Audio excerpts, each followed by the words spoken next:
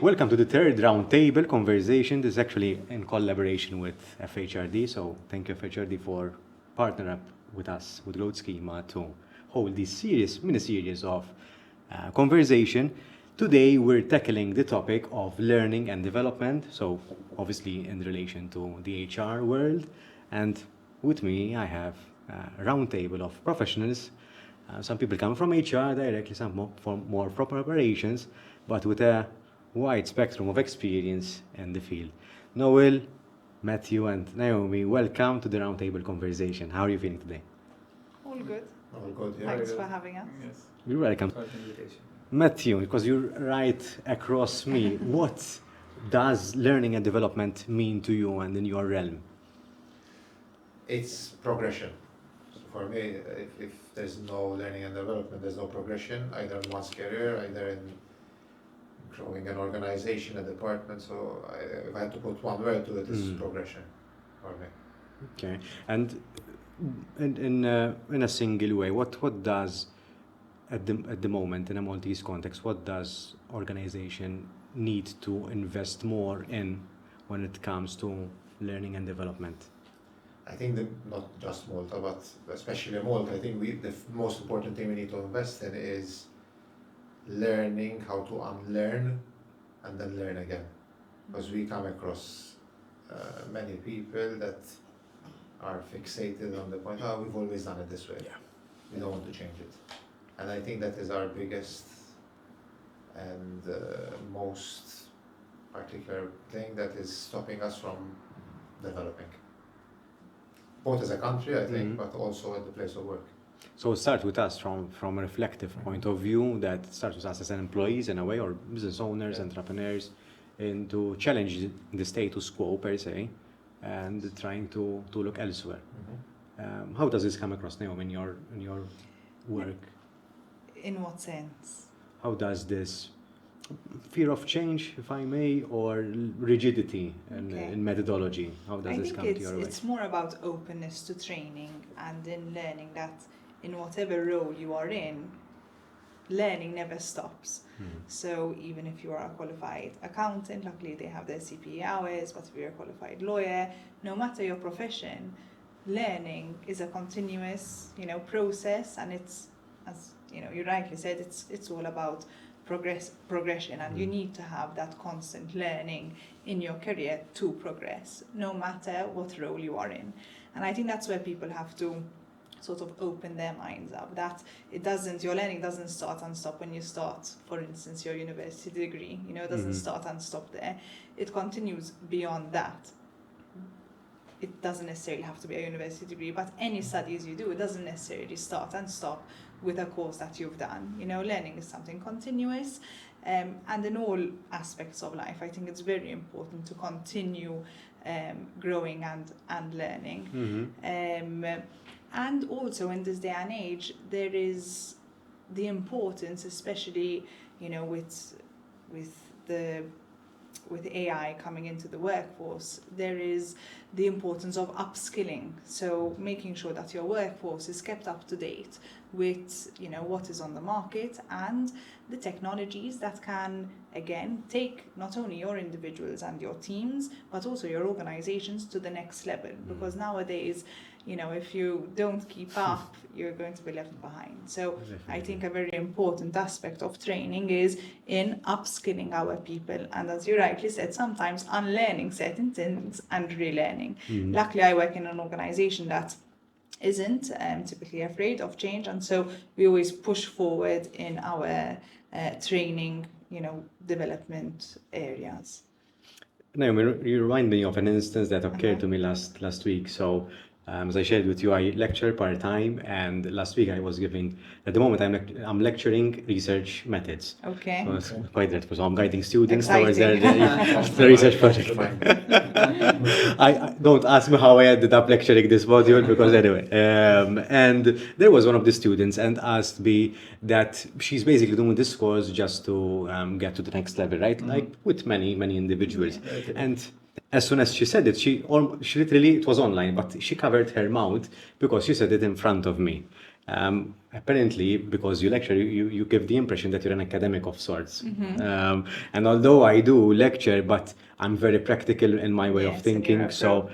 I think it's enriching yourself and your knowledge through an academic point of view. I think it's very valuable, but at the same time, experience couples up with that, and you need to connect the dots in Yes. some way, shape, or form. Definitely. And in fact, my response to that, I told her, listen, this course will get you to a certain point, but I think it's the openness to experience that will get you further 100%. into learning more and applying yourself at the place of work.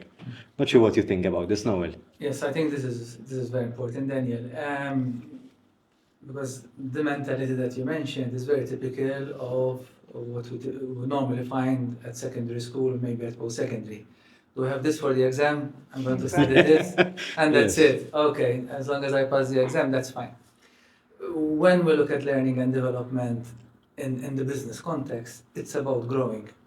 I have the opportunity to see people joining the organization where I work and also leaving, unfortunately. And very often when they leave, the most common reason nowadays is growth. Lack of growth or lack of opportunity.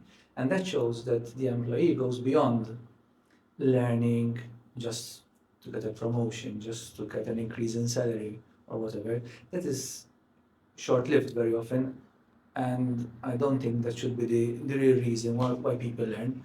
People should learn because it's a good opportunity to grow. So, like in your example, very often the network that they build when they're doing a degree or a master's after work, very often they do it after work, is much more relevant and much more important than the actual degree per se. It's very true. Because when we see people with degrees on their CV, I mean, it's fine, it's very important, but then we take, okay, do they have a degree in law? Fine, okay. Then we look elsewhere for other things. And one of the things that we look for is the opportunity to grow, and the opportunity to learn and wanting to learn. So that's very important as well. I think certain courses or certain qualifications have become very easily accessible as well. Yes, there is that. It has changed, I think, over time, definitely. So I believe that it does affect. Actually, I will ask you the question because you're the guest. How does it affect the business point of view? That these courses have become very, very accessible, and we're having people at the place of work who not necessarily know the subject matter. How do you think that does translates at the place of work? Nowadays, for someone who's dedicated, you can obtain any degree. I mean, if you sit down, you attend your lectures, you do your exams, you do your dissertation, and then you have the qualification. We come across people who has done all this and with good marks, but then when they come to work and try to put it into practice, There's the character. exactly. There's no element of it which will add value to their day job. So, I mean, especially when it comes to recruitment nowadays, yes, the CV is good. Even how they interview sometimes, it's really good, but you only get to know the people once they start working. So some people, I mean, we're coming across people that have become so good at doing the first part and the study part. A good CV, they come to the interview, they interview exceptionally well. It leaves you starstruck. I was like, yes, well, we found some. But then after the first month, 2-3 months, you say, this is not working out. And I think it's part because we've become so fixated on the part of, yes, let's get the qualification and then go to work. Yes. Then at work, there's no real value added. There's sometimes someone without the qualifications, but has the grit and the determination to really push forward. The aptitude is very important. Yes. So it's a bit of, there's this saying, do you hire for skill or do you hire for attitude? I think you need both. Yes. But sometimes the attitude pushes you a bit more. Yes. And the skill, I think, is something that you can actually learn and acquire throughout. But the aptitude very often is something that grows with you. So it comes from your background, from your baggage, from your upbringing, from your education, from the things you go through life. I think you will also see a correlation between people who have the right sort of, let's call it character or grit and determination, and the fact that those kind of people typically do love to learn for in a sense that gives them sort of more purpose, not necessarily linked to their role, even just in general. And I think there is that correlation, because I have seen many people within our organization who have they have the qualifications, but then on top of that, they have the character that really has taken them through. They are the people who really enjoy the training and development. So even when we have training programs rolled out, they are the people who are super eager, and very interested in the topic. So I think that's also an interesting correlation to see. Mm-hmm. Do you think it's a mentality, it's an individual mentality, or it's just like it's easier not to overexpose yourself to learning or just to pursue it further? It is a mentality. I mean, there's culture within an organization as well. Yes. So let's start from the recruitment process. When we're recruiting someone, I like to ask, for example, when we have someone coming either from university, from MCAS, or from any other type of education, why did you specifically choose that course? Why? Out of hundreds of courses and available academic qualifications, why specifically this? Unfortunately, most of them, they can't reply that question. They can't answer that question. It's very difficult for them to. Case in point, I had an interview this morning as well with someone who mentioned that, okay, why did you choose the law course? Because, I did good in my A-levels, my languages, okay, so the best option was to go for, okay, but is there something specific? And that is something that would need to be addressed. We also need to understand as well that the way people are learning today is different from the way we used to learn as well. So even from an organization point of view, then when it comes beyond recruitment, when you have a number of employees who want to grow, you need to give them the tools. So there's a shift in learning and development, there's a shift. When I started working in learning and development, it was common practice that you get called for a course, so the HR knows best for you which course you need to take and at which time. So you get a request, you need to be there for the training, like it or not. Nowadays, there's a shift. So there are still companies that unfortunately go in that direction, but nowadays people learn when they want to. So they go in a different direction. So if I want to learn something, a new skill, the best option is to go on the internet, go on specific channels and learn how to do a specific thing. It is the same concept, which slowly is getting into a number of organizations. So instead of me as an HR person, as an HR professional, giving you the tools that I think you need, I give you the options and then you decide at which pace you want to learn, when you want to learn, and how far you want to go. In fact, this is also a great tool to measure engagement, because we've recently launched an online training platform with a vast library of training. You have people who never logged in, people who logged in once and never used it. And it's like a self-paced. Exactly, and people who use it on a weekly basis. In itself, it counts as an engagement survey. Exactly, because you know who's doing what and who's not doing. But another factor which is playing a part at the moment, at this point in time as well, is the patience of people. And the span. And their growth. Attention. No, not the span, the growth part. Because now we're seeing people who has qualified, continue training, and they expect to become a manager in 6 months, 1 year. Because they want to grow, but growth doesn't happen in 3 months, 6 months or a year. So that is also sometimes impacting the sort of learning and development aspect as well, because they'll go, okay, I'm doing all this training, I'm learning, and then what? Yes, then time needs to pass, It's not immediate. It's not immediate. And that's when becomes what you mentioned in terms of people end up leaving because growth is not offered. But we sometimes try to set the expectation that growth doesn't happen in X months. It happens when you're ready for it, when the business is ready for it.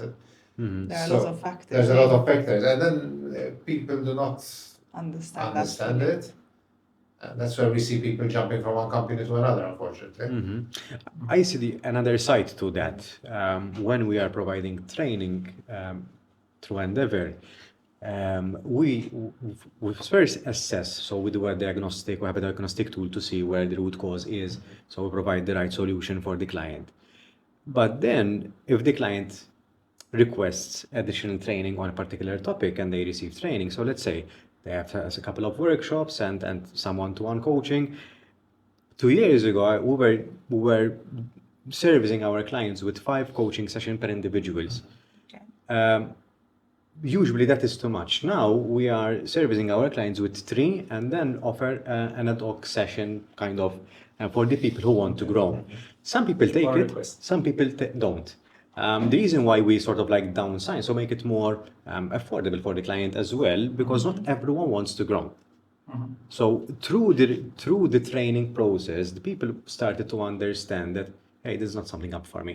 I don't want the responsibility. I'm happy where I'm at, because Yes. what it means to lead people, to hear the Sometimes cries of people. People don't understand. There's a what glorified it- version. What it includes. It's a fancy title, Yes. but they don't understand. So not sure if you experience it or have experienced Yes. this in your organizations as well. Yes. It happens, and sometimes it pains me that people tell you I don't want to grow, because it means either they're comfortable there and they want to keep doing what they're doing, but sometimes the business doesn't want you to keep doing what you're doing. So we end up in a situation where, okay, you don't want to grow, but what do you do next? You know, I always get the example of, if you're on a train platform, the train doesn't slow down because you're a slow person. It keeps going, you get the next one. And we can't be the slow train. Organizations can't be the train that stops for 5 people who want to walk. If the company is running, then we need to run. And that is, I think, an element which probably also as a Maltese culture we tend to accept. That, it's okay, you like doing ABC, keep doing ABC. It's fine, you keep there. We'll employ more people and they do the rest. I don't think it's a question of growth. So people, I think at the end of the day, or deep down, they want growth. It's the fear of change. Because with growth, I mean, Yes, of course. I think everyone around this table grew because they took a leap sometimes. The unknown. In the unknown, very often I would say in the unknown. But then looking back, I say, okay, I went out of the comfort zone. Sometimes I went out too far, out of my comfort zone. But then when I look back, that is where the real growth That's where the growth happens. Eh? So it's that fear of change, and a lot of people then, sometimes even through age, because people are more afraid of change. The older we become, The comfort zone. Eh? we That go into that people- comfort yes. zone, and if we are happy, I say, okay, well, I'm fine. So they stop learning. They would like to grow, because I think everyone at the end of the day Would want that would want to growth. grow, but they don't want to change. So you need to decide sometimes, because they go hand in hand. To me, this might sound a little bit funny as well. To me, as long you can stay where you are if you're happy and you found your zone, right? Yes. So that's Everyone's different. in I that don't find any respect. issue with that one. A personal level and And even in a an professional. organization, you need Yes. different types Yes. of sort of Yes. ambition, you know, within everyone. I think the problem arises when the person starts creating expectations for themselves. They want more money, they want a higher position, and or they start to disperse rumors, for example. They start holding their colleagues down. I think that is where the problems are, rather than if the person has come to the conclusion that they are satisfied with what they've got and they are happy with where they are. I still don't. There's no issue with that. Problem is what they do with that information, sort of. I think that is where the problem starts. There's also a fear from what you're saying, Daniel. There's a fear of someone else taking the job then eventually, because you're not growing. Then you see someone else who is learning and is becoming as good as you. And then the same person starts seeing his or her colleagues as threats. Yeah. So, and then is where they start pushing back. And that is where the organization needs to intervene. Because then it will be holding certain people who are high potentials within the organization. It's not the organization which is keeping them back, but it's that person, potentially he or she could be a manager as well, so they're seeing a threat within their juniors that they, without even wanting to, but they see them as potential threat. They keep them back, and that is when they leave, and they cite growth as an issue within those organizations. So that is something that the organization needs to understand and needs to take action whenever there is these type of situations. And it's quite tough on the organization as well. So they have to sort of like parent the employees as well from a certain point of view. I mean, at the end of the day, I always say people leave organizations predominantly because of management. Rarely they leave because of HR. We are there to facilitate. Yes. As HR professionals, we are there to facilitate. So very often they leave managers. So, however, our responsibility as HR is to train our managers. That's it. To make sure To be good managers. to be good managers. So they see the bigger picture, they develop their employees, they make sure that they're treating their employees correctly, all these things. And not all organizations see the benefit of investing. Yes. It comes at a very high cost, through It is because the return not always, is, but sometimes it's not it's measurable. hard to in these measure. cases. It's hard to measure, yes. So it's hard very to measure. difficult. But I think it takes us back to the important point that even when you get to very senior positions, so even when you're in senior management, training is still very important because you need to continue, you need to keep up with the times. Managing people is only becoming more and more complex. I don't know if you have the same experience, When I look at my role, I say, possibly the most challenging part. I mean, I have fantastic teams across the board, but, people are becoming harder and harder to manage and people's expectations too. And this is where training and learning and development is very important. What I find that at a senior level, people are looking more rather than training, because it might be a bit of a... Possibly more coaching or mentoring. That is, yes. I think it's 100%. the ability to brainstorm with someone a different 100%. perspective. Yeah. Because once you're in the trenches, you can't see the problem, It's right? a very valid But point. helping them Yeah. see the big picture It's a very where they valid stand. point. At very senior levels, I would say that is the route that you should take, Yeah. which is more of a coaching and a mentoring perspective. One from their end, I find that once you're in a senior position, they are more accepting of having, rather someone teaching them certain content or knowledge. They have someone who is mentoring them and guiding them more than teaching them. So I think as a concept, it is more accepting from their end. And I think it works better because more often than not, and then your coaching and mentoring sessions are one-to-one. So, they're able to have very frank discussions and really work on the points that are relevant to themselves. Because from a technical standpoint, they would already be, abreast and there to be in their position. So, and then I think it's very personal and innate to the person, their character, and how they manage, and then working with a mentor or a coach to improve. So that's a very valid point. I think that different training concepts need to be adapted according to your target audience. So here, what we're saying, just to summarize a little bit, and even for the listeners and viewers to have some bites out of this, is that there is training. There exists different training means across different levels. So every layer in the hierarchy of the organization, let's say, requires a different approach. Yes. And it depends on the seniority of the person, let's say, or the trajectory that the training solution might differ. Yes, you have different methods depending on different, because coaching is very relevant and is very good in management, but not only in management, even in other areas. So I believe that whenever there is a life-changing situation within the organization, coaching plays a very important role, because sometimes, at least in my mind, I associate training very often to the traditional type of training. For me, that is the traditional type where sometimes we need to tick the box. So we have compliance training, we need to do it once a year, it's very important, etc., and we do it. However, when it comes to training, you need to make sure that there is a change within the employee, because otherwise you're not tick the box. Yeah. So let's say, for example, let's give an example. So let's say I want to give the opportunity to our employees to develop their business English, for example, the way they communicate in good business English. It's useless doing a course, a couple of days, because they will go back to work.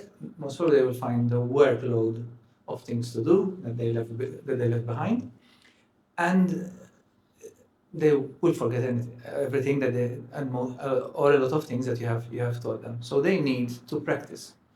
So that is why the training should be staggered over a number of potentially weeks or it depends on the organization, and because change doesn't happen instantly, Overnight. it happens on a regular basis. So when it comes to coaching, for example, I see a lot of benefit, and I tried this in different companies and they work pretty well when you have, for example, someone who's joining the organization. There you can do group coaching. So you don't need to do one-to-one, at least for the beginning, but you can do group coaching, especially if you have recruitment going on a regular basis, to try and understand what's going on, if everyone is following the company policies and procedures. So you get to learn a lot of things.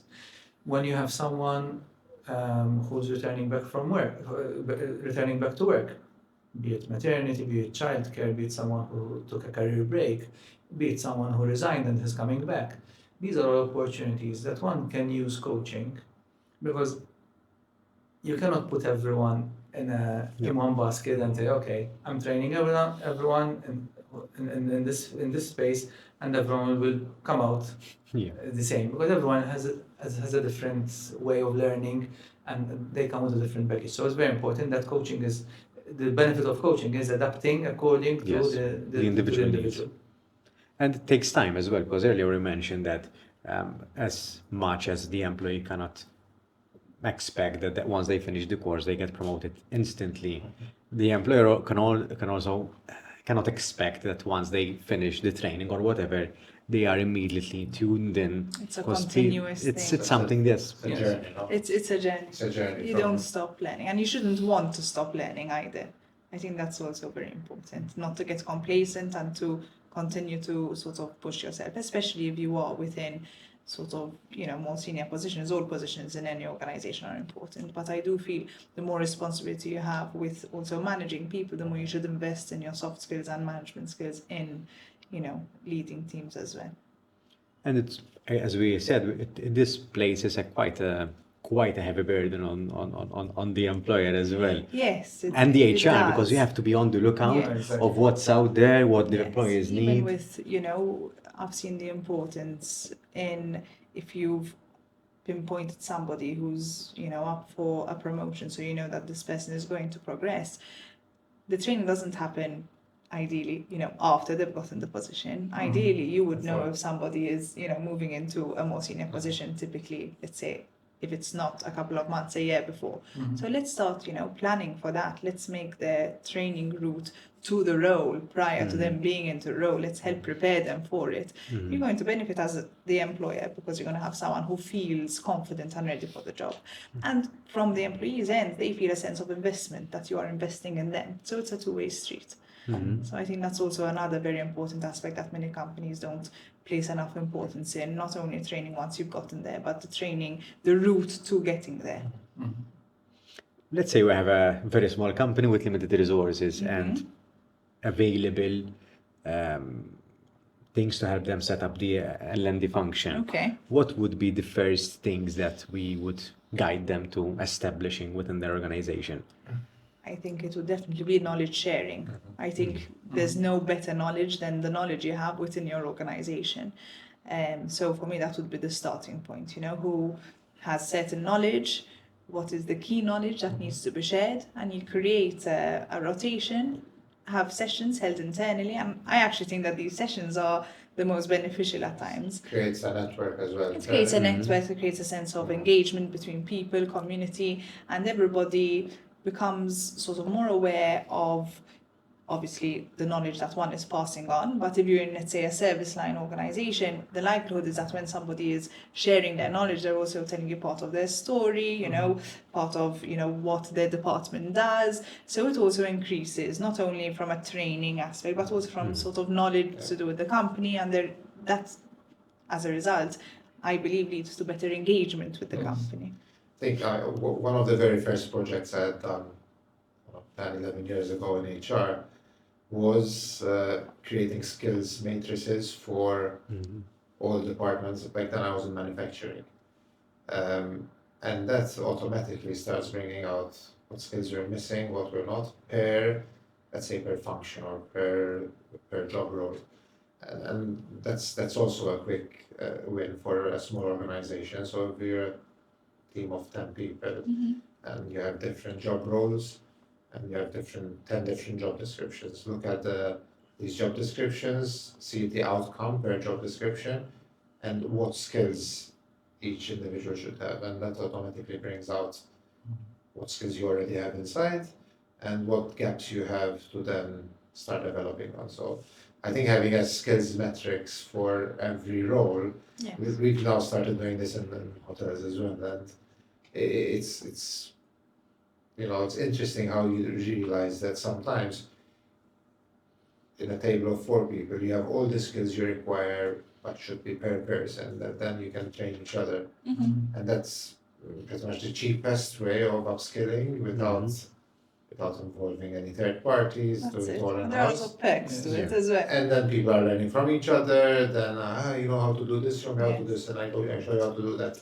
And then effectively you have a more skilled team, you have more collaboration, because That's people are it. working amongst each other. Sometimes I say you have to go back to basics. Yes, and it's so simple to do, you can do it on a piece of paper, Yeah. Excel, Yeah. you need to know these 10 things, okay, I know this 50%, I know this a little bit more, how do we bring it back to 100% in all areas? So I took it back with me from 11, 12 years ago.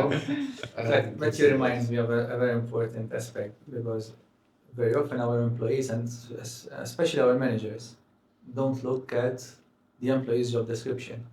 Because in the job description, normally what you have is a list of skills that you should perform to fulfill that role. So this is very important. So when we are doing an assessment, and that assessment should happen during, for example, performance review, which should be done on a regular basis, that is where I'm assessing Noel, what skills he has at the moment, and what he's good at in his role, and which areas he needs to progress to develop himself. And that is done through analyzing the job description, to the performance management, and all these important things. And it's not just the skill, but also the aptitude, as we mentioned before. And this reminds me of another thing when I used to work way back in the financial services industry, because we always had the problem of hiring for technology, trying to find people for technology. It was always a problem. It was always a nightmare. This today, it was 10 years, 20 years ago, it has always been the same problem. What we used to do at that time is we used to look for individuals within the organization to see if they have the aptitude to become software developers. Now, one of the main skills to become a software developer is following a structured approach. You need to be structured. So the way you think, it has to be in a structured way. Because software development is all about 3 main components. You have sequence, selection, and iteration. That is how a software program typically works. So if you're structured, so for example, if you're good at maths, potentially you could become a good software developer. And that is what we did. And the number of software developers that emerged and eventually took over responsibility of the IT function came from within. Now, why are we not doing the same thing today? Because now we don't have the patience or the time to do it. There was a time when it was fine, because we were looking outside in the market, and for us as a company it was good enough to pay extra and get people who are already skilled, ready, and we just plug them in, or we thought so. Because very often it's not that easy. It looks good, it's easy on That's paper, why but it is. It's like an assumption that someone coming in from a third-party company, we recruited them, and they have these credentials and this experience. They are plug and play. It doesn't happen that way in most cases, and I think we've lost the patience to select with intent. We just select because we need it fast, we need the person fast, we need to fill in the gaps. There is that sense of urgency. You just mentioned now a very crucial thing, time. And time has become the biggest problem because managers are much busier to doing their day-to-day job that they don't have the time to train. We hire someone and we expect them to start delivering from day -1. Because ultimately businesses have become so driven nowadays that And it's a bit hard to shortlist as well because you get tons and tons of CVs. Exactly. It takes time It to takes short time to this short this time. properly. so Mhm. it Yes. is laborious, Mhm. Yes, and it usually is. give it to someone junior as well, so we have to Ah. check them as well, Yes, of course. make sure that they are doing Exactly. the right job, they're still learning as well, so Mm. there is a lot of room for error there. The irony about all this is that very often we blame the Gen Z and millennials for wanting everything now, because that is the culture Yes, that yes. our kids are growing into. Yeah. So they have the immediacy of technology, of the internet. But then we do the same thing Exactly. in organization, because we want people who are ready and we want them now. Like the famous Freddie Mercury song, I want it all, I want it now. And that is very common nowadays, because we don't have the patience to stop, to think, to wait. And very often, even when I have these discussions with management and head of functions, when they have someone who resigned from the company, the first thing I ask is, do you think you have someone who could step up into the Yes. position that is now vacant? And it is funny because you see them think and say, yeah, I think actually I haven't thought about it. Yes, there is someone who could fill in this role. They're not ready, fine. But that is where growth comes in. Yes. So you're giving them the Those are opportunity. your best success stories. I think we as well. overestimate readiness. People are not born ready. I mean, No, it takes time. it takes time to mature within a role, so Yes, we yes, need to yes. give the space and There is time the for the people learning to curve. mature. We are in this position today in our career, everyone around this table, because someone sometime gave us Gave us a this chance. opportunity. Exactly. No one was an expert in HR, but someone gave us this chance. opportunity, And saw you have to something make in it. us, and eventually we proved them very right true. and we grew. So hopefully for our Gen Zs and millennials, there are people who are giving them that opportunity, because a lot of jobs nowadays, a lot of students have no idea what jobs are out there available for them. And most of the jobs that our kids at secondary school will come across when they decide to eventually go into the workforce haven't yet they don't exist today. Yeah. So they will be new. So how can you train and prepare for these type of jobs? And that is why you need the aptitude and understand that you go beyond. And sometimes we do it during CVs as well. Okay, all right, he worked for a competing company, very good. He has the degree, very good. Okay, but we don't go beyond what they want to learn, what they want to become, and these kind of things. So we need to understand these as well, because very often those are the underlying things. Yeah. Anything else you will learn. And sometimes we take the shortcut, let's say, I have a bad feeling about that person. Sometimes we base things too much on feeling. I'm not saying gut feeling is very important and we It is. should follow it. It is. Sometimes I think gut feeling aside, sometimes just because the person wore the wrong tie on that day. It's Yes, just we yes, don't yes. like the color of the tie. Yes. There are the factors. The person put on too much makeup, for example, and we judge that The person. humane- Sweaty handshake, natural, no eye yes. contact. Yes, we go with them. sometimes we base our It does judgment happen. on that as well. Exactly. For whoever who's listening who is not an HR person, because I can see the HR people nodding their head. When we have someone who is not in HR, but they are still within the interviewing process, let's say operations manager, and most often than not, they can't see what we see because we can't see what they see. How can they, listening through this episode, understand a little bit of the HR world when they are hiring or preparing people for learning and development? I think that the simplest thing I can say to someone coming for an interview or coming for recruitment is just to be themselves, because more often than not they try to portray a picture that they can do everything, that they obviously I understand because they're trying to sell themselves to get the job in to their best self. But most of the time that will sometimes put them in an awkward situation, because you'll ask them one question and they can't answer it. I'll give you an example. Recently we were in an interview, me and the GM, and this person said, I'm involved in budgets, I'm involved in this, and I do this, and I do that. And my GM asked him one simple question, okay, so how do you do it? And he froze, because it wasn't true, you know?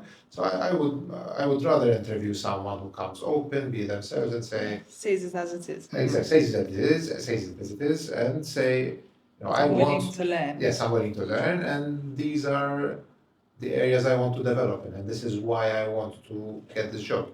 And that's the trait, honesty, I would say. That's the Yes. value that you want to Yes, capitalize on. It's yes. the honesty and It's, the audacity, the courage to say, listen, I don't like this, or I don't know this, I want to learn I think this. it comes by time as well, so I understand when it's someone who just graduated out of university and they come for their very first interview, so that you understand.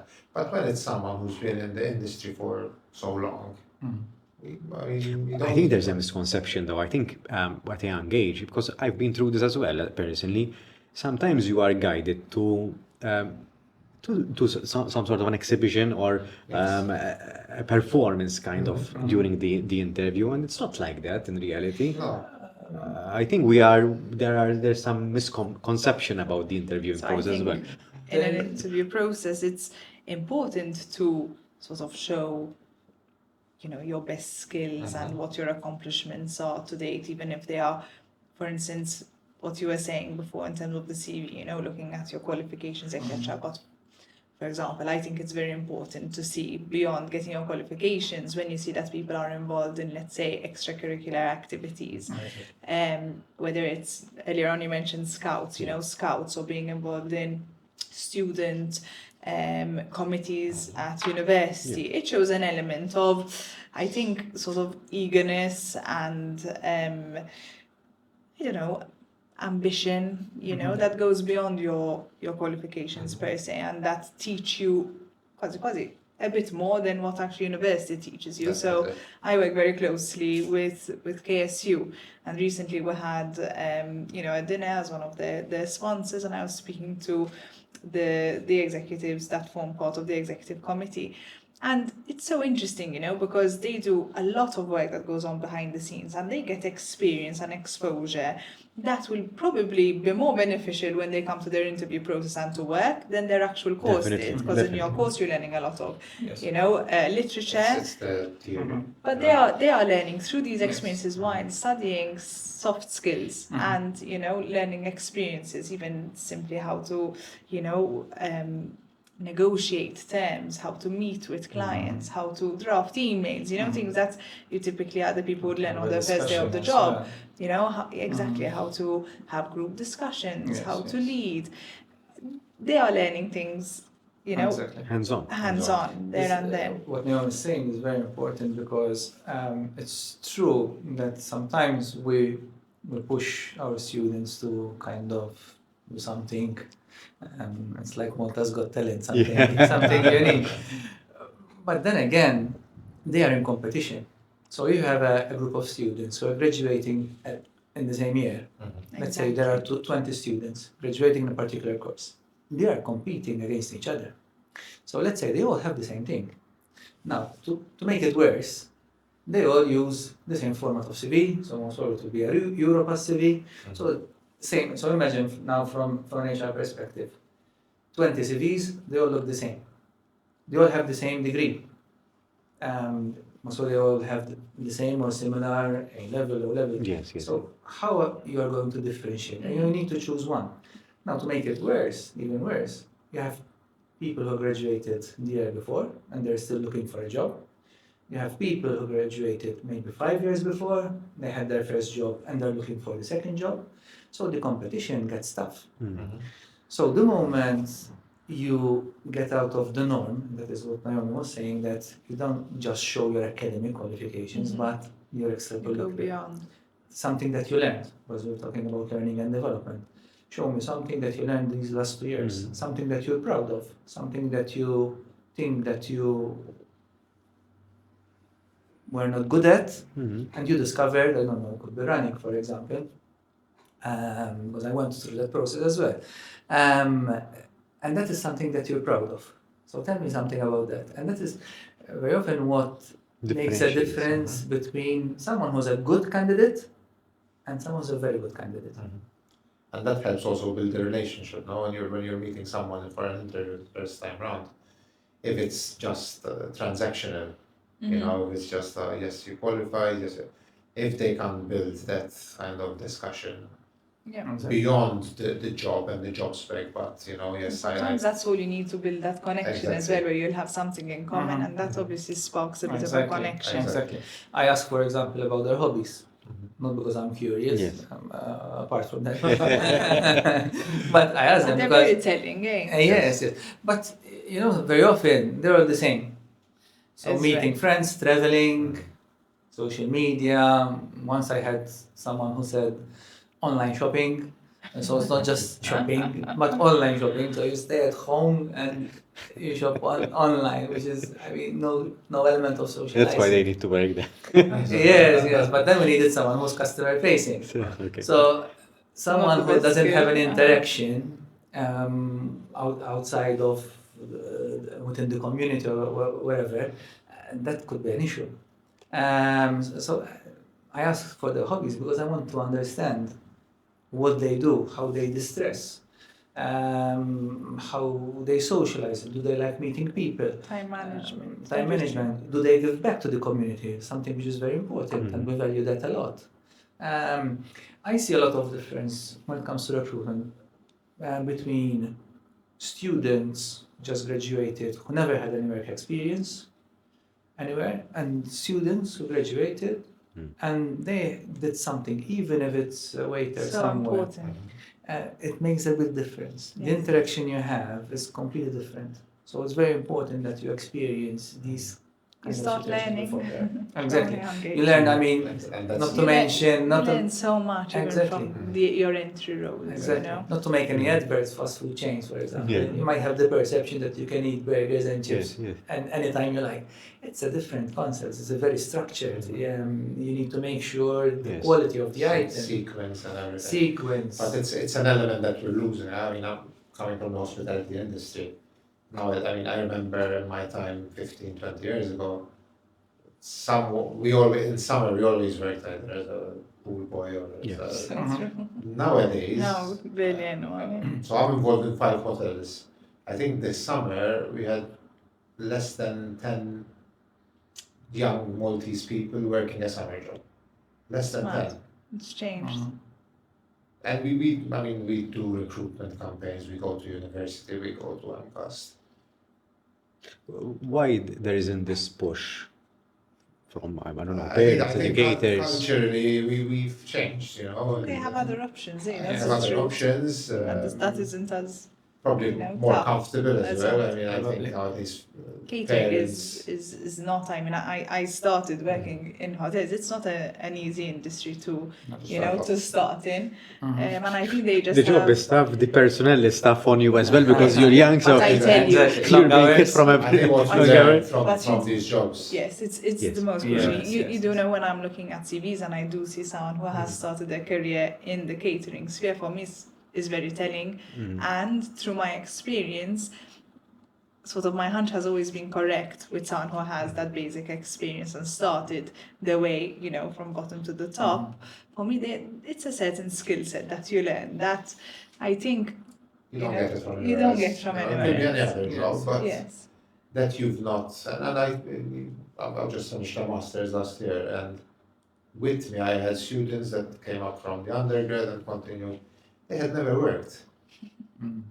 So It's they so did. different. So they form 5, 6 form, 4 or 5 years doing the undergraduate, and then they're doing another MA. They had never worked. So they have no idea what even a payslip looks like. And then obviously they're expecting to finish their masters, Become a manager. got a better grade than me, but then they want to go in the place of work at what? Age 21, 20, if not more. And when I'm interacting with youngsters, at least this was my experience. When you're working summer jobs, you don't really get the full picture or the full spectrum of what a full-time job really looks like. No. You get a taste of it. Compared mostly. Yes, because there's different. It's different, but still important. So Yes. if you're studying and haven't worked while you're studying, I think there is a lot of, you're missing out basically on life in general. 100%. So I think you need to do them concurrently. If not, you will have trouble time managing, because if you're managing studies with a job at that age, with that level of energy and freedom, you'll struggle time management wise for sure, I think. And this is not just work. I used to play handball, and during my time when I was one of the oldest people in the team, we had people who were in sixth form, and when exams comes, you don't see them for 3 months. Yes. And that's why we used to train twice a week for an hour and a half. That's why it wasn't an Not everyday too. sport. No, I have exams coming up. Come on, 1 hour and a half, 3 Will do you hours good. max per week. Don't tell me you study from when you arrive from school till you sleep, you know. That's, I don't know, priorities has changed as well. No? People, like, they would rather sit at home, study, and then PlayStation or online. This is the mindset that we're discussing about. It's a mindset that if you want to do it, you would do it. You'll find a way. Yeah. So there is that 100%. element When of. there's a will, there's a way, they say. Yes. It's I wouldn't call it go as far as call it as the entrepreneurial spirit, but it's being proactive enough to say, okay, I have to manage these two things at the same time. How can I do it? And tell you, a lot of it boils down to discipline, in truth. Discipline and having things coming easy to them. I have young children, and they ask me once, twice, most of the time on the third time I give in, I say, okay, you want this? And I think that's how things change, the society changed, families changed. And it's also a pity because sometimes even when you're studying and you're trying to specialize in a specific area, understanding what it means to work in that area is very important. So I used to study financial services as well, and for me it was a blessing that I spent 2 summers working in one of the local banks, because that gave me the opportunity to understand, okay, the course that I'm finishing up, the certification that I have in financial services, where it will lead me. Do I like this job? Do I want to do that job? The purpose of what you're doing. Because otherwise I can decide to do something else. So it's very important that the individual experiences somehow or another what it means to work once you have that qualification, because otherwise you might say, okay, this is not exactly what I was You might imagining. be wasting your time. Exactly. So You know, studying for 4, 5, 6 years, you go first then the job and you don't like it. Yeah. Now what do I do? You know? exactly. It's scary to think of it, but it doesn't cross the And that is person. also a reality in truth, with the starting age of university and the courses and how they are. Yes. The way they're structured as well. I think, for example, MCAS, they're doing in my opinion, they're doing a good job because they Yes. give the opportunity to do the experience apprenticeship, the yeah. Yes, apprenticeship. that is so good. And I that is onboarded someone very- with an IT team, and it's been a fantastic experience. It's been really good.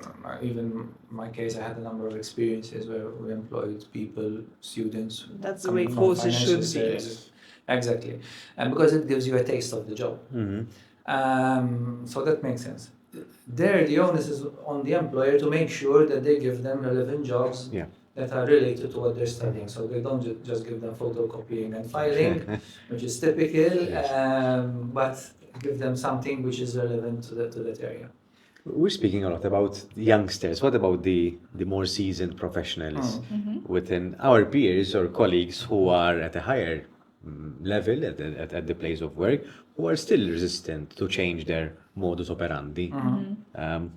From an HR perspective, what do about these people? This is the case of the train I mentioned earlier. Yes. You know, they're either on the train or not, so it's not always easy No. to push them.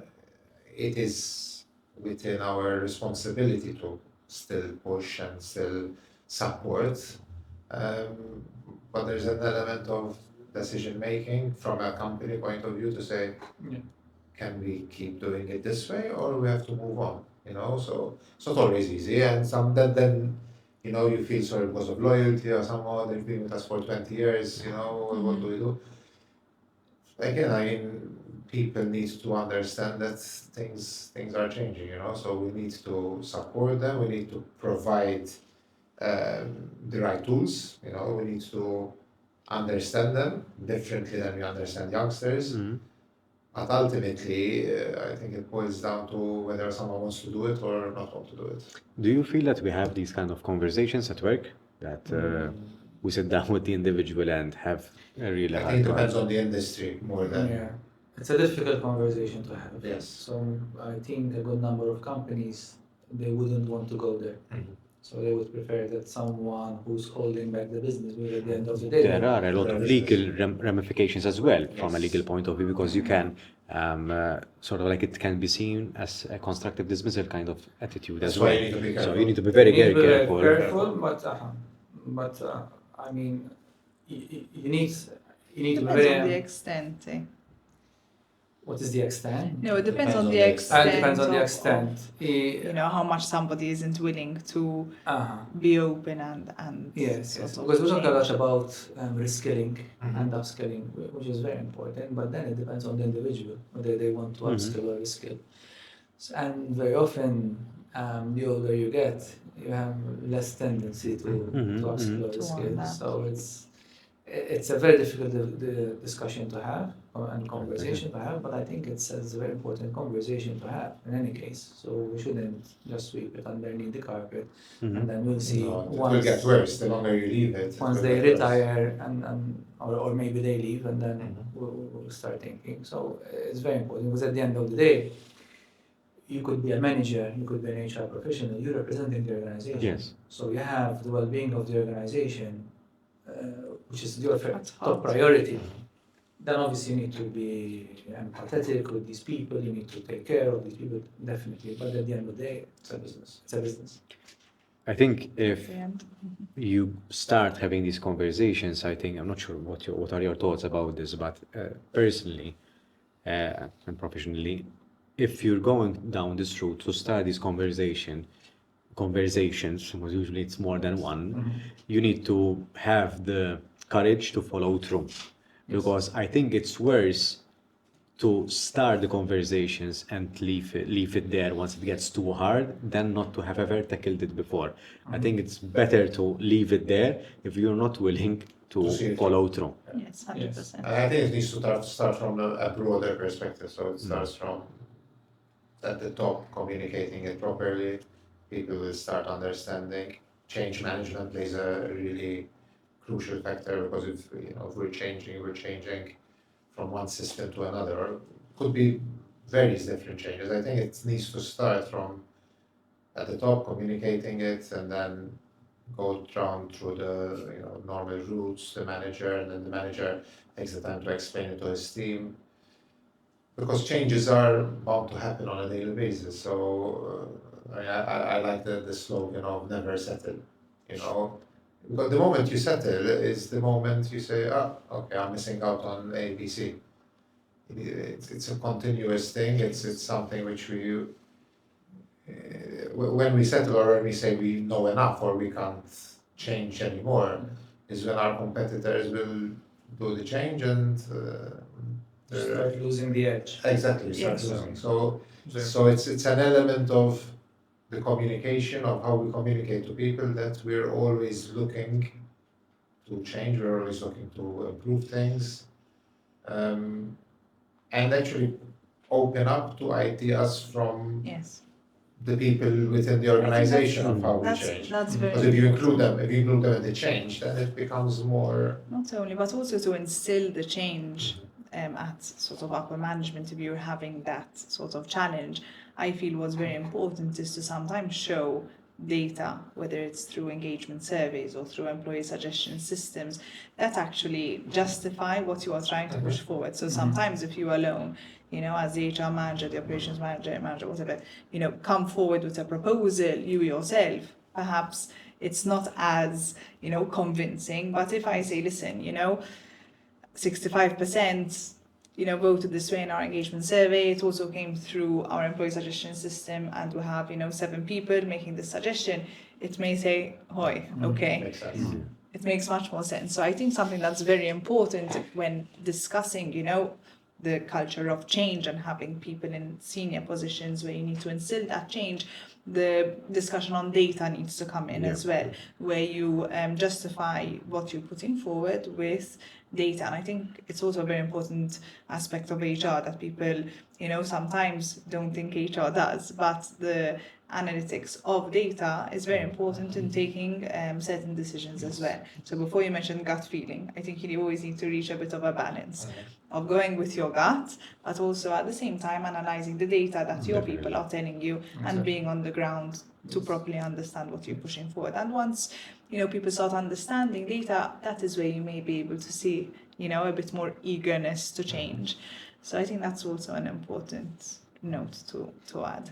And data needs to come love from data. I love data, so I have an IT background, so and it needs to come from a lot of sources. So it's not top management needs to be very careful if they're getting data just from their management only. So they need to understand, and you need to get data from their employees, from their juniors, they need to get data from the business, they need to get data from everywhere. Because you might have managers who they feel, like we were mentioning before, threatened, or they feel that they don't want to change. It might do HR and even management, no one is there to make people redundant. It's because the business realities change in today's world. Definitely. So you might have a receptionist who has been very loyal for 20 years.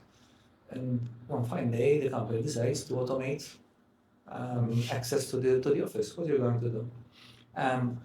But you need to explain. You need to explain exactly what it means, and you need to offer also a solution. I think when you go there and you're being very honest and transparent, people will open up. But very important that when we're analyzing that data, you have a holistic approach.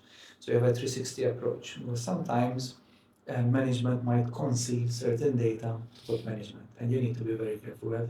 We heard about stories of companies that eventually went bust because they concealed.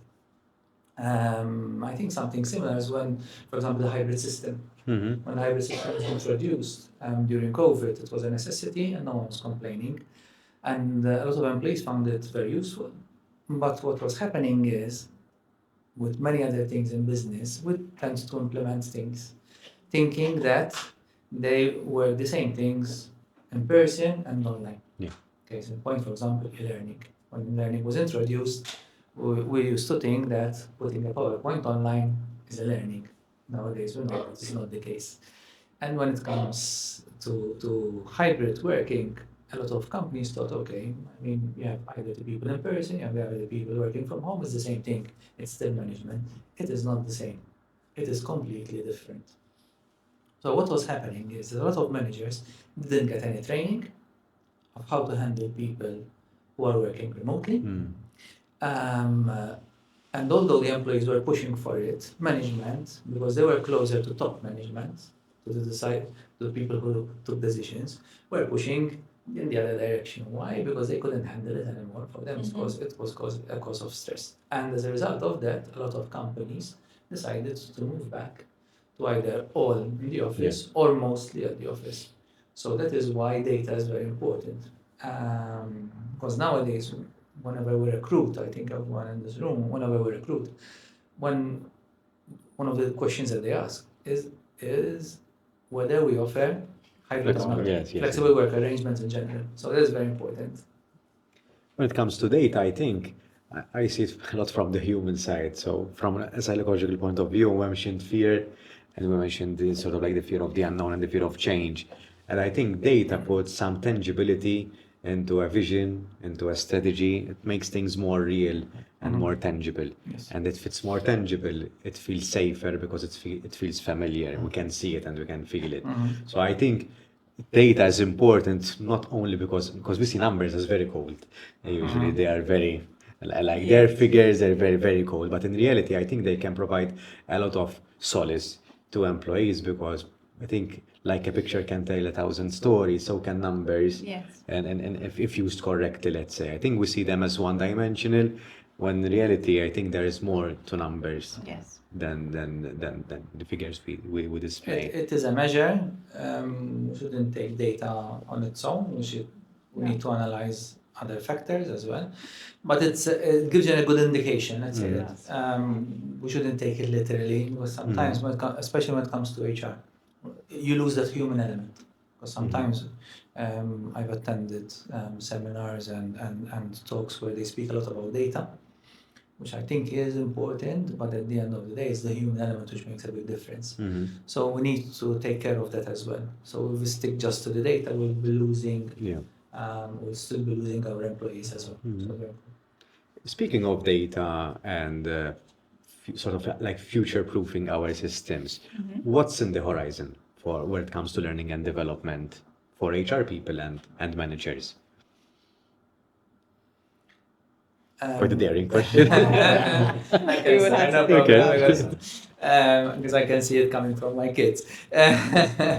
It's nano-learning.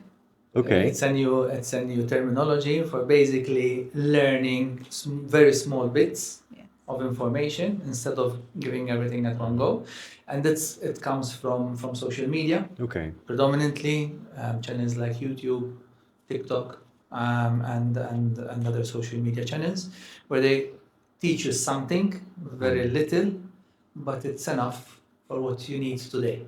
Okay. Then when you need to develop yourself further, you learn something new. But they would be very short clips. They could be clips. Nowadays we're mostly visual, so it's very important that there is something which is very visual. But nano-learning is with us. It's not even an upcoming technology, and offering the opportunity for the individual to learn. Sometimes we might want to consider whether we should block or not, for example, access to YouTube or to other channels where there is an opportunity to learn. We would need to monitor that, but people might be learning also from those channels as well. So having the structure, instead of focusing from the content, to having the structure and let the individual choose the content depending on the pace that they want to take, what they want to learn, what they want to achieve, etc. I follow quite a number of channels on YouTube, and it's something that did occur to me in the past. Now I learned the term. It's called nano-learning. I wasn't aware of learning or micro-learning. Because sometimes you're learning a software. Even for me, like podcasting, right? And sometimes you learn a little bit about doing that sort of like B-roll or video editing component, and then you learn something else about the audio. So you're learning as you're going and as you're building the system. Thank you for sharing it. I didn't know.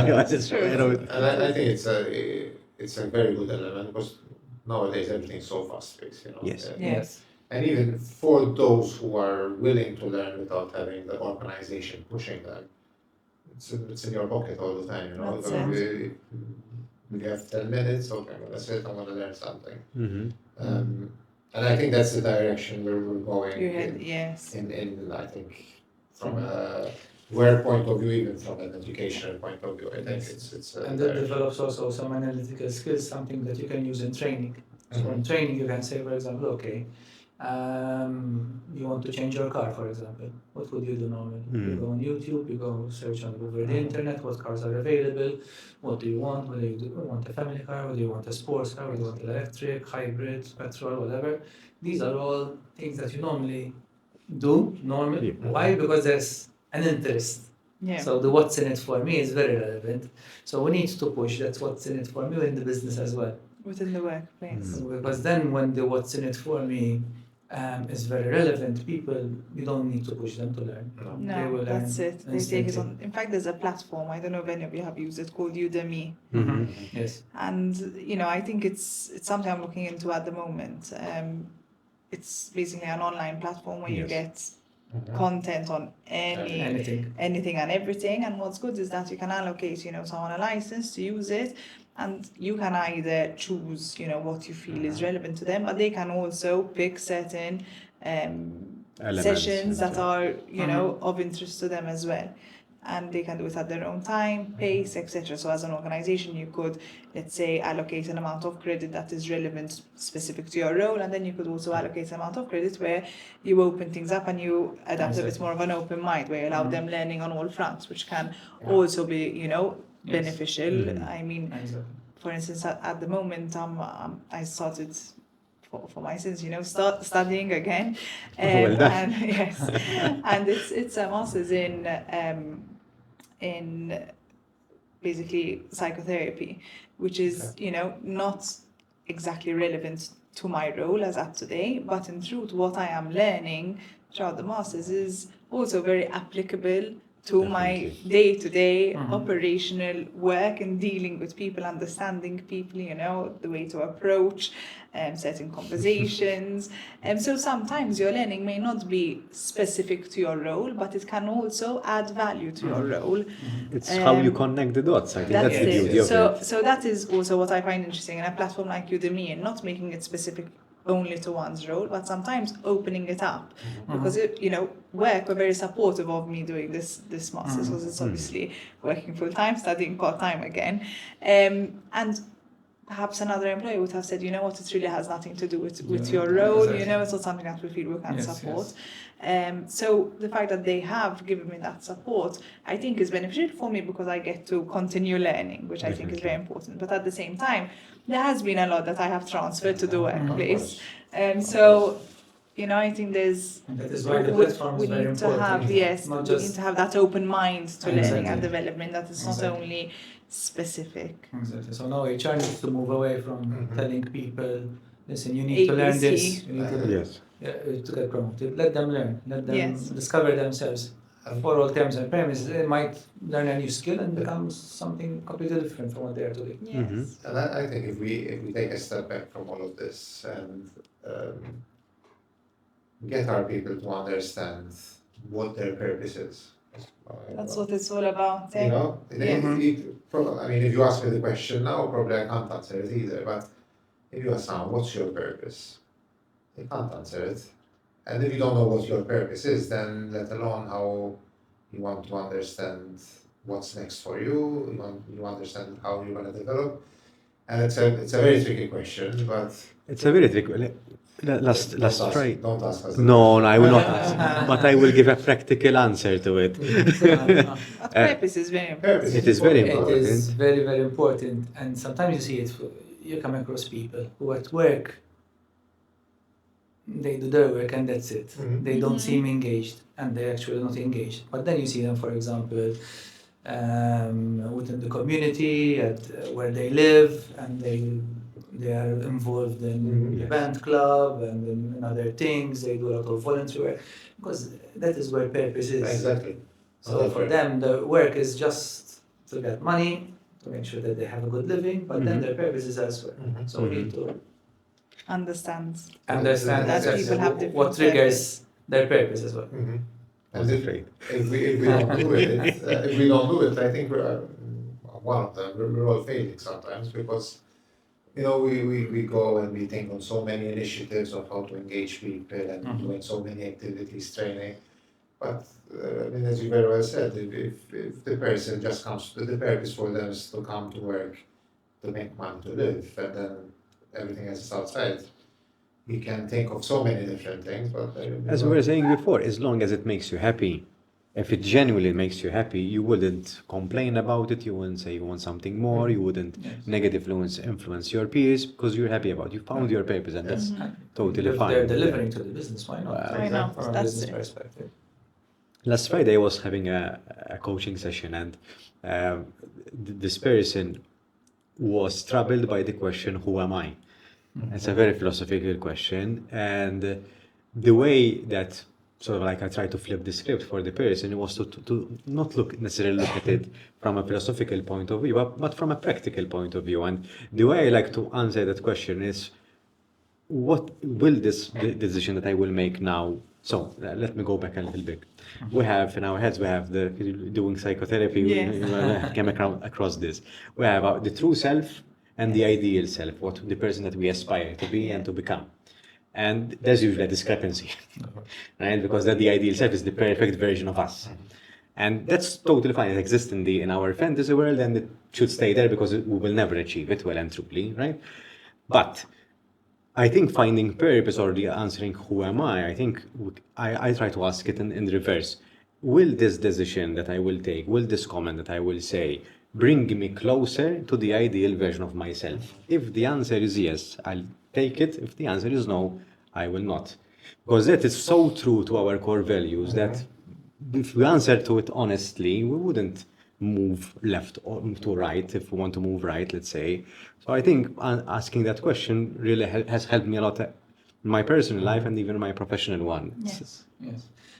You also need to be aware that the ideal self changes Yes. over time. Yes. So It does. depends on where we are in life as Yes, well. that's true. The So, phases of life. exactly. That's true. Exactly. Speaking of which, we're nearing the end of this roundtable conversation, and as I anticipated at the beginning, we will leave our audience with a gift, a comment, or a mindset, a mantra of ours that we live by or we've realized through this conversation. And I would ask you to provide this gift to our listeners. Who wants to go first? Okay, everyone's looking I'll at go. me, so I go first, to be honest. Sure, no problem. So I think when it comes to learning and development, I think the most important thing is, especially for organizations, is letting your employees fail. This is very important because nowadays we're seeing people who are coming from the education system whereby we're pampering them a lot, so much so that they have never experienced failure. So the first time they're failing within our organizations. Now, the longer we leave for an individual to experience failure, the complex our life becomes. So it is very important that where we started our working life, we already have failed a couple of times. Nowadays, most probably, very often, a lot of new employees, would have never experienced failure. So it's very important, and that is where we truly learn. When we try something, we see that it doesn't work for us, we stop, we analyze, we think what we can do better, and then we move on. So it's very important that in organizations, I was going to say we celebrate failure, maybe not take it to that extreme, but at least acknowledge failure and see it as a potential, as an opportunity for the individual to grow. And we were mentioning growth as an important aspect.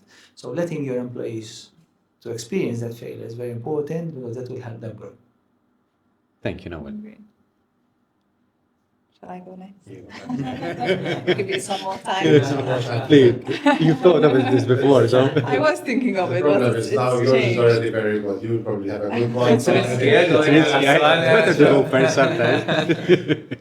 No, look, I'll make it short and sweet. From my end, my takeaway, and it's how I live both sort of my personal life as well as professional life, is to never stop learning and not to lose sort of that fire in you to continue to progress through life.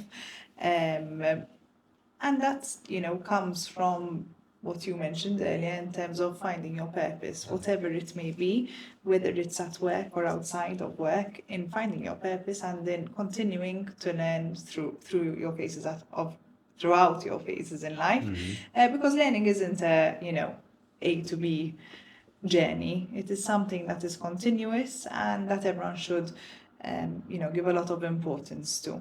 So my takeaway would be to never stop at that. Thank you, Naomi. On to you. Can I just say I agree with both of you? All of the above. I mean, one thing I've mentioned earlier is the never settle part. I think it's very important because you never know what's coming up next, both from an organization point of view and also from a personal point of view. So I think we need to keep looking at how to improve, how to develop ourselves. And then secondly is never to be scared to take the leap. Whether it's from an organization point of view and also from a personal point of view. So the element of risk sometimes can take you to the next level. So don't be scared to take the risk and do it. And always have a plan B to fall back on. But don't just stick to what you're doing today. I think all our points link to growth, which ties in with growth Yes. schema. You read my mind, Naomi, because what I was what I was going to say as part of the conclusion as well is that what I appreciated the most of our conversation is the link. Growth Schema exists and the purpose changed over the past 3 years to link between the personal and the professional. I think there's sometimes we see them as two separate and distinct components, when in reality we're one individual juggling both at the same time. So, and this podcast aims to merge, to link the two. And even though we stuck to a topic, I think we still managed to link the two very beautifully. So thank you for the conversation and for your human insights about both the topic, learning and development, as well as your lived experience, well and truly. So thank you for joining me. Thank you. It was a It was a pleasure. pleasure. Okay.